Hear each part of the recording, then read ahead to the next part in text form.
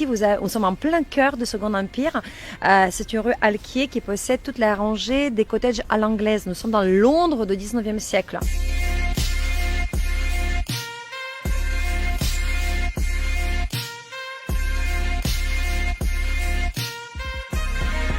À l'époque du Second Empire, on n'a pas vraiment un style particulier, parce qu'on s'inspire de tout. On dit c'est l'historicisme qui prend place. On cherche tout, n'importe quoi. On s'inspire des autres pays. C'est le style normand qui est en vogue, vénitien, style flamand, Londres, les chalets. Donc c'est pour ça quand vous avez autant de diversité, si vous voyez quelque part, vous pouvez être sûr que vous êtes au cœur du Second Empire.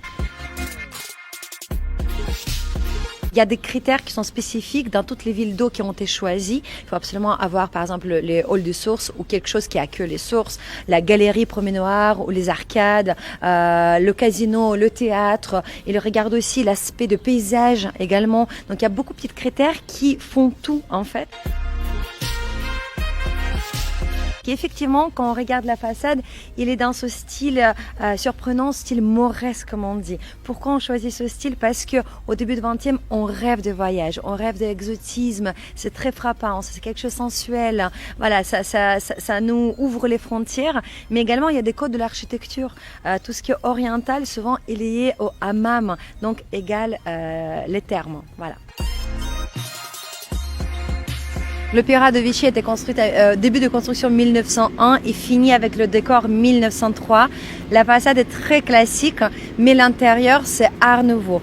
L'Opéra de Vichy est unique en Europe dans ce style et surtout dans les couleurs or et ivoire. Là, vous trouverez ça nulle part vraiment, c'est que à Vichy. C'est le style art déco pur et dur. Et c'est vrai, il a un aspect très austère, très bizarre de l'extérieur parce qu'aujourd'hui, ils ne sont plus habitués au béton. Mais il faut savoir que dans ces années-là, les années 20, le béton, c'est un matériau noble, nouveau. On est extrêmement fiers de le montrer, même malgré son côté un peu brut. Mais ce qui flagrant vraiment, c'est le contraste entre la façade, la sobriété de la façade et les magnifiques couleurs de l'intérieur. C'est comme ça qu'on compare la vie terrestre et la vie spirituelle. C'est un hôtel qui était le plus luxueux, un des plus luxueux en France, Hôtel du Parc, avant le début de la guerre. Et c'est vrai que c'est dans cet hôtel qui se logeait le corps du gouvernement, mais pas que. Tous les hôtels de Vichy ont été réquisitionnés et la plupart des villas également.